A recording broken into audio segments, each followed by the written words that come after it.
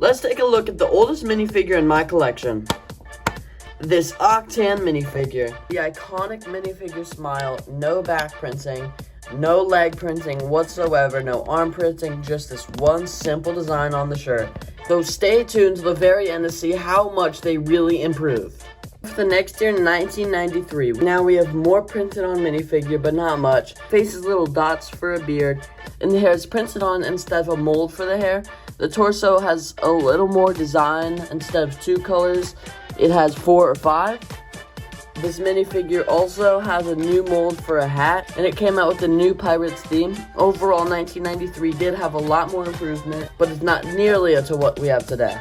Sadly, I don't have a minifigure that came out in 1994, but I do have something that came out in 1995, or at least part of it.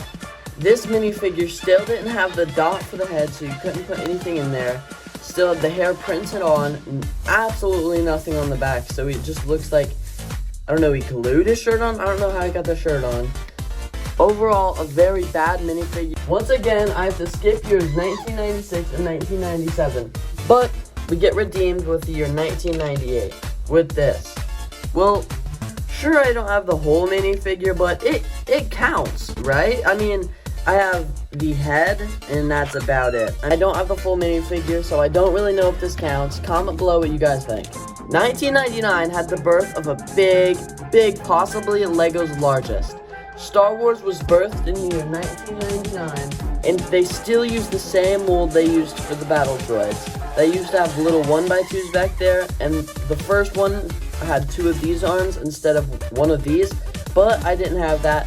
I still wanted to show you guys how crazy it is that they've been using the same mold for over 20 years.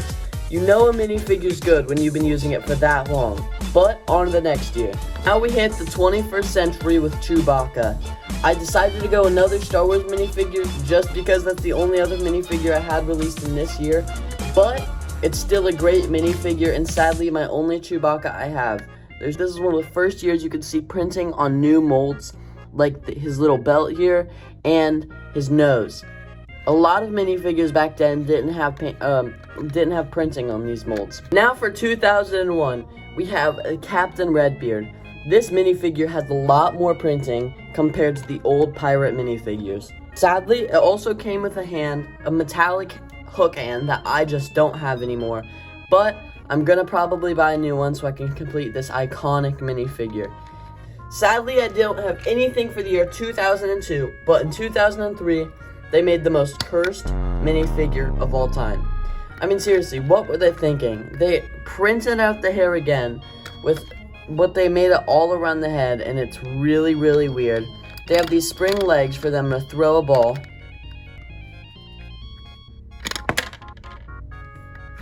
Okay, he's pretty strong. NBA player number 2, he's the only NBA player I have, but the face is absolutely cursed. I mean, what expression could he possibly be making? Let's get on to the next one as soon as possible. Next, we have the one and only Batman. Kidding, guys, it's obviously Spider-Man. The first Marvel minifigure ever released. Well, I guess they made a Spider-Man 2 years before this, but we're not going to talk about that because I don't have them. So, that obviously means they don't exist. I think this minifigure is honestly really good and still compares really well to some new Spider-Man minifigures. Compared to the No Way Home Tobey Maguire, I still prefer this one that came out 20 years before it. For the next one, we have the third Star Wars minifigure, and definitely not the last that makes this list. One of the first, if not the first, C-3PO to ever be made. I have no clue how I have it, but it's in my collection right here. The printing isn't very good. There's only torso printing and a new mold for the head that doesn't have any printing on it. The back printing is okay. There's no arm or leg printing. And the torso just isn't very good either. I mean, it's okay, but it really doesn't age well to some more recent minifigures that were made off of this character. Sadly, I don't have anything for the year 2006, but fun fact, it was the first year they ever made a Lego DC minifigure. I want to start collecting those classic Batman, but sadly I'm poor, so subscribe because I need money to get those minifigures, which I can make for a later video. Now we have 2007's minifigure, a normal police minifigure. Well, you guys might be wondering why I chose this for the 2007's minifigure, but I personally believe, looking at old city minifigures, this is a great representation on how they can jump that much in just 15 years. I mean, this one has so much more printing, so much more detail, even back, oh, never mind. Didn't have. The face design is a lot more complicated than just a smile and two eyes. It really makes this minifigure stand out to what they used to look like. You don't have to worry because I won't have to skip any more years, but for the next minifigure, I choose R2-D2. Finally, we get C-3PO's buddy. This minifigure is honestly really good compared to the time it released. I know minifigures were at this point where they started looking a lot better at this time, but still, compared to the new R2-D2s that have more of a metallic color. Next, we have SpongeBob. SpongeBob came out a few years before, but not the one I have with this teethy smile. I'm super surprised that they had this minifigure this early on. I thought it was more of the 2010s, 2015s, which I guess we're not that far off because it's literally 2009, so it's a 1 year off, but still, this printing is super impressive, and it seems like something they do today. And my collection really wouldn't feel like how it does if I didn't have it. Next, we have my oldest clone trooper that released in 2010. I think this minifigure really stands out because the head is really, really weird, just like the clone troopers' heads. The helmet's also really, really good though. It had helmet holes, which I thought the old ones didn't really have helmet holes. I thought it was a new thing, but that just shows that I don't know much about old Lego Star Wars. This minifigure is really, really cool in my opinion, and I'm super happy to have it, even though the new ones are a lot better. And I say a lot, I mean a lot. Next, we have this Bomb Squad minifigure. Sadly, I do not have the original legs that were used in it, but I do have the rest of the body, and I knew I had to include it in this video. Next, we have the year 2012. The birth of Ninjago. Well, I guess technically 2011 was the birth of Ninjago, but I don't have any from 2011. But 2012 was also the year of the first year of Marvel. I thought I had to include a same minifigure, especially because a lot of Marvel figures are making the rest of the list. Speaking of Marvel minifigures, for 2013 we have Doctor Doom, one of my favorite minifigures in my collection, and definitely will stay as one of my favorite minifigures. They've not made another Doctor Doom, and this came out 12 years ago, especially with the new movie next year, Avengers movie next year. I have a feeling they're going to make one new Doctor Doom, which is going to make this comic one go up in value. 2014, we have this Bith Musician. This Bith Musician came out in a Cantina set, which was my first set I ever had in my entire life. That is why I chose this over a lot of better minifigures, but this is just super special for me because it's probably one of my first minifigures I've ever gotten. 2015, we have a super iconic minifigure, Steve. This minifigure is honestly really good. I mean, they've been using the same minifigure for over 10 years, so this is a really solid fig. 2016, we have the Mickey Mouse minifigure. Such a great mold and one of my favorite minifigures in my collection. For the release of the Lego Batman movie and minifigures that were released in 2017, we have the classy Batman suit.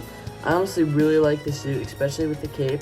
I mean, I don't like touching the cape because I feel like I'm ruining it every time I touch it, but still a great minifigure and one I'm super happy to have in my collection.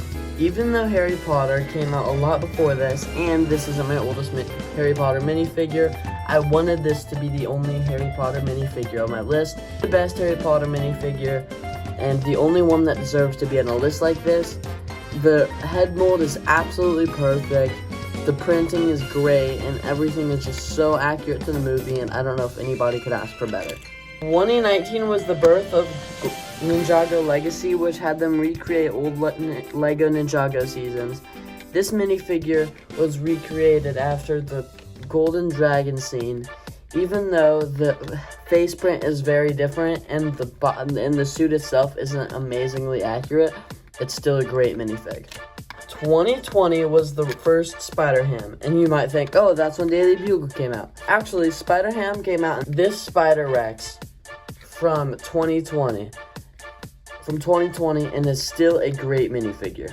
Now we have a minifigure that just might be my favorite minifigure I have in my collection, Captain America's Sam Wilson. I've had this minifigure for 4 years and it's still my favorite. I love this minifigure so much, the printing is insane.